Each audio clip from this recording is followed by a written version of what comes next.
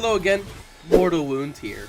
A viewer left a comment on my Frank Horrigan versus a Space Marine video. Well, let's dive into it. Our first contender is... standing at 8 feet tall and weighing in at around 600 pounds. Atom Smasher is a psychopathic beast. But first, some lore. I'm an inventor. This could be... We don't know when Smasher was born, but in the 2000s he would join the army and stay in it for several years until he was eventually discharged for bad conduct. In the 2010s, he would make a name for himself along the eastern seaboard and would meet his rival Morgan Blackhand. During this time, the jobs he took had to involve civilian casualties and collateral damage. Yeah, Adam is a bit of a sadistic, psychopathic bastard. Bastard Smasher! In 2022, Adam was recruited by Arasaka to fight in the Fourth Corporate War, and he was supplied with basically anything he wanted. That's the last thing you want to do when you have a psychopath running around, giving them more guns.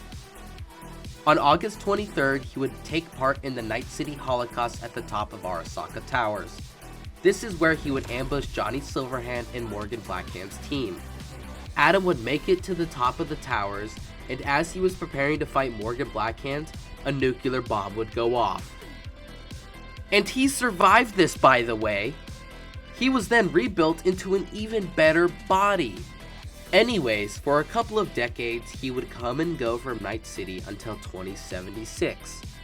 During this year, 2076, Adam was brought in to deal with David Martinez, who was piloting the prototype Cyber Skeleton. And yeah, this wasn't even a close fight.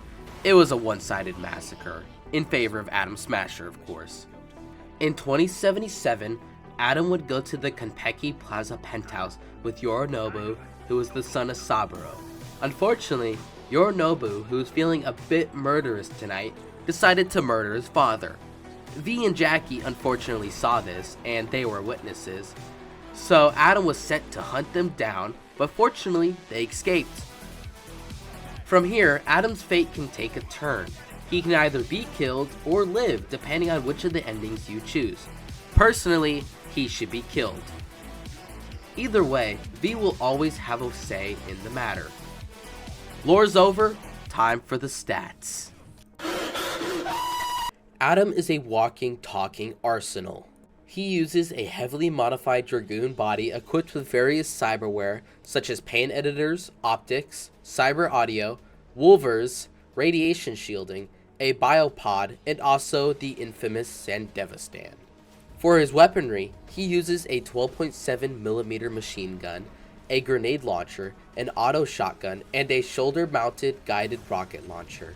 He's quite old too, clocking in at being over 100 years old. And most of his life was spent fighting and battling, so this means he has well over decades of battle experience. Adam can run somewhere around 50 miles per hour since he is able to catch up to the car V was in during the beginning of the game. Along with the speed, he's also quite strong as he's able to ram the car and stop it. He's also shown being able to ram straight through steel walls. Adam can probably lift around 2,000 pounds just by the amount of force he exerts in these 2 feats. And also pair that with the fact that he's got a cybernetically enhanced body, he could maybe even lift up to 3,000 pounds. His armor can tank up to 50 BMG, and it even tanks what looks like some kind of plastic explosive in this moment here. Now for reference, a standard 1.25 pound block of C4 explodes with about the force of 0.75 tons of TNT, which can utterly flatten a house. Along with this speed, Adam has his Sandevistan I mentioned earlier. A Sandevistan makes you so fast that it seems like time has slowed down. This is a big deal because top of the line Sandevistans increase the amount of time one can stay in this mode and increases its effects.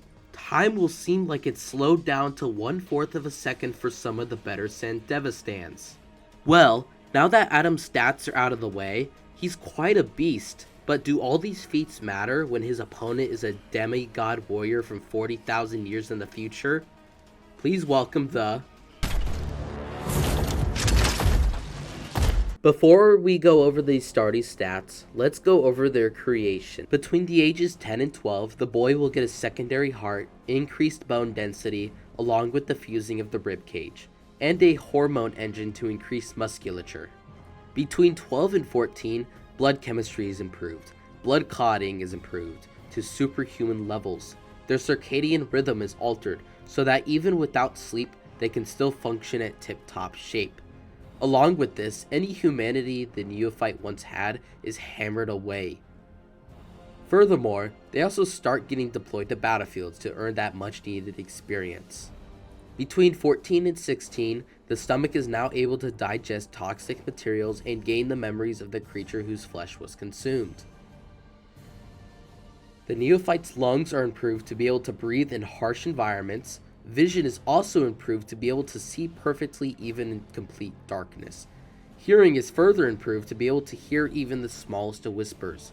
They can also enter hibernation. Their skin now has radiation protection, and they can detoxify their body and can identify anything, and I mean anything, based on what it tastes like. Between 17 and 18, their skin can release a waxy substance which protects against extreme temperatures and the vacuum of space. Oh, did I mention that they can also spit acid now? Finally, at 18 years old, the gene seed is implanted and the black carapace is integrated into the young Space Marine.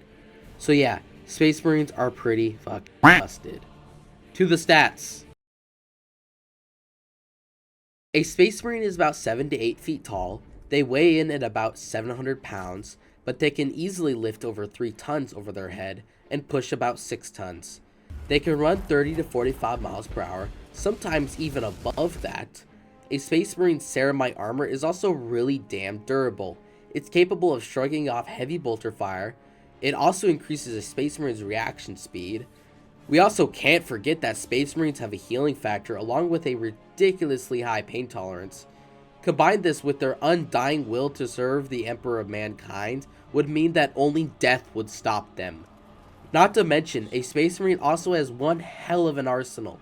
Ranging from bolters to melta-guns, they have a tool for every job. A Space Marine has amazing reflexes like I mentioned earlier, but their reflexes are so good that some Space Marines skilled with the sword have been shown to cut bolter rounds in half, mid-flight. Well, I think it's finally time to see who would win in a 1v1. Atom Smasher or a Space Marine. Atom Smasher for sure takes this one. Smasher's Dragoon body would be able to tank a couple of bolter rounds before sustaining critical damage. But he has his Sandevistan which he can use to dodge the bolt rounds along with any other weapon projectiles the Space Marine finds himself using. Sure, a Space Marine is fast and has great reflexes along with his very durable ceramite armor, but Adam can always activate the Sandy and back off firing more rounds or rockets towards the Marine, whittling him down. And since Adam has never been shown to ever tire from using his Sandevistan too much, the Space Marine would never be able to touch him. And after the Space Marine is whittled down, Adam can just go in for the kill with his auto shotgun or his Wolvers, or even just finish him off from range with rockets or his 12.7mm machine gun. I hope you enjoyed this video. Make sure to put a comment down below on what you think of my verdict.